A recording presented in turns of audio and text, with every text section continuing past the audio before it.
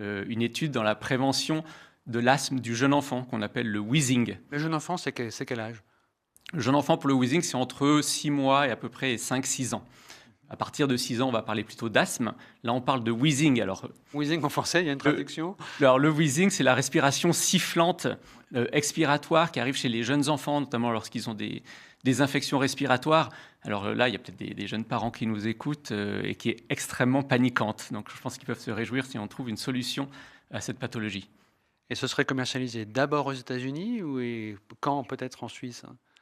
Alors déjà en Suisse, on est déjà commercialisé, hein, on est dans pratiquement 100 pays avec nos produits.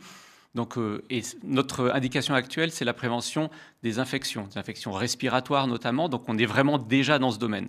Pour les États-Unis, on a pris une indication qui est un peu plus particulière. C'est aussi plus facile d'enregistrer aux États-Unis dans cette indication plutôt qu'une indication très large comme la prévention des infections. Donc, mais évidemment, lancement d'abord aux États-Unis, puis lancement dans les autres pays, dont la Suisse, dans cette indication très précise, mais de nouveau qui est très proche de notre indication actuelle des infections, puisque la plupart des cas de wheezing sont dus à une infection. Vous avez évoqué d'autres recherches qui devraient aboutir cette année. C'est dans quel domaine? Elles sont peut-être trop techniques, mais est-ce qu'on peut décrire? Pas du tout. La plupart des recherches qu'on a faites, c'est dans notre indication actuelle. Faut voir que on est dans le domaine de la prévention. La prévention, c'est un domaine difficile.